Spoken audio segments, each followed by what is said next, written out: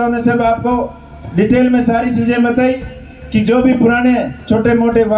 विवाद थे उनको जाजम के नीचे रखकर अभी समय आ गया है अपने को संगठित होकर एक होकर लड़ने का, क्योंकि वर्तमान परिस्थितियां ऐसी बनी हुई है, देश के हालात ऐसे बने हुए हैं, आर्थिक स्थिति जो ऐसी बनी हुई है, आज महंगाई चरम सीमा पर है, किसान परेशान है, जवानों को रोजगार नहीं है, हर क्षेत्र के अंदर देश पीछे जा रहा है और मोदी जी और उनके नेता झूठ बोलने में कोई कसर नहीं छोड़ रहे हैं। तो इसलिए आप सबको मैं अपील करने आया हूं कि आपका भाई आप सभी को साथ लेकर चलेगा और अपने जो भी स्थानीय मुद्दे हैं, जो आपके सिवाना के क्षेत्र का मेन मुद्दा है कि बालोतरा का गंदा पानी, जोधपुर की फैक्ट्रियों का गंदा पानी अपने खेतों में आता है, खेतों को बर्बाद कर दिया। तो आपको भरोसा दिलाता हूं कि आपका आशीर्वाद रहा तो सबसे पहले इस दूषित पानी का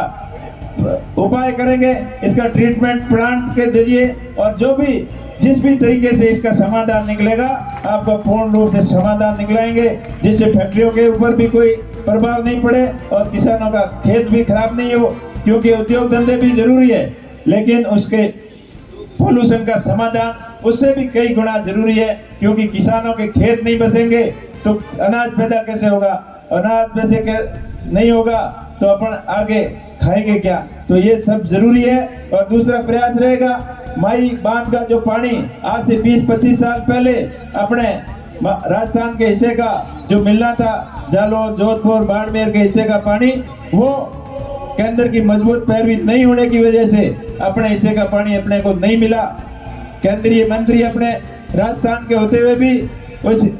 योजना के ऊपर कुछ कर नहीं पाए। मोदी जी ने कई बार बोला और लेकिन उनकी हिम्मत नहीं पड़ेगी। कई लोगों संघर्ष समिति कई बार उनसे मिली और माननीय उच्चतम न्यायालय ने संघर्ष समिति के पक्ष में निर्णय भी दे दिया, लेकिन नेताजी कहते हैं कि गुजरात वालों से पंगा कौन ले, क्योंकि उस समझौते के अंदर ये समझौता हुआ था कि गुजरात सरकार अपने खर्चे के ऊपर राजस्थान को अपने हिस्से का पानी देगी, लेकिन वो अभी तक नहीं हुआ है। तो इसकी मजबूत पैरवी भी करेंगे, अपने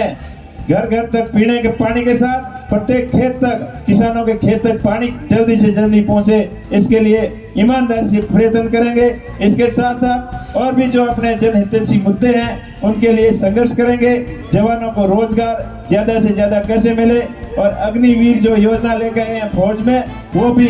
वापसी हो, और इसके साथ महंगाई के ऊपर अंकुश कैसे लगा सकें, इन सभी क्षेत्र में आपका भाई आपके लिए हमेशा ईमानदारी से प्रयास करेगा। साथ ही साथ जो बालोतरा के कपड़ा उद्योग की दुर्दशा हो रखी है उसका भी सुधार कैसे हो और अपने एरिया का बहुमुखी विकास कैसे हो, इसके लिए प्रयत्न करेंगे। साथ ही साथ अपने क्षेत्र के अंदर नए उद्योगों की स्थापना हो ताकि अपने स्थानीय यहाँ के युवाओं को यहाँ ज्यादा रोजगार मिल सके और रोजगार के लिए युवाओं को बाहर प्रदेश के अंदर न जाना पड़े, इसके लिए भी निरंतर प्रयास करेंगे। और साथ ही साथ अपने क्षेत्र के अंदर शिक्षा के क्षेत्र में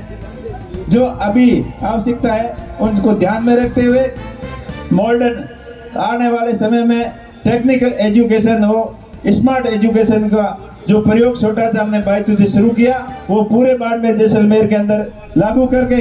सरकार के सहयोग से और आप लोगों के जन सहयोग से और कंपनियों के CSR फंड से एक शिक्षा के क्षेत्र के अंदर नई क्रांति लेके आएंगे। इस चीज का आपको मैं भरोसा दिलाता हूँ, विश्वास दिलाता हूँ, क्योंकि बाबा साहब भीमराव अम्बेडकर जी ने कहा था कि शिक्षा वो चेरनी का दूध है जो पिएगा वो दहाड़ेगा। इस क्षेत्र में पूर्ववर्ती सरकारों ने प्रयास भी किए, लेकिन जिस लेवल तक करने चाहिए थे उसमें कहीं न कहीं कमी रह गई है। तो हम सब मिलकर वो प्रयास करेंगे ताकि शिक्षा के क्षेत्र में अपना क्षेत्र हमेशा अग्रणी हो, साथ ही साथ उद्योग के क्षेत्र में हो और खनिजों के जो भंडार है अपने क्षेत्र में जो बहुत ही बेशकीमती खनिज भी है उनका भी दोहन सही समय पर हो, अपना एरिया हर क्षेत्र के अंदर आगे बढ़े, इसके लिए हम सब मिलकर प्रयास करेंगे। और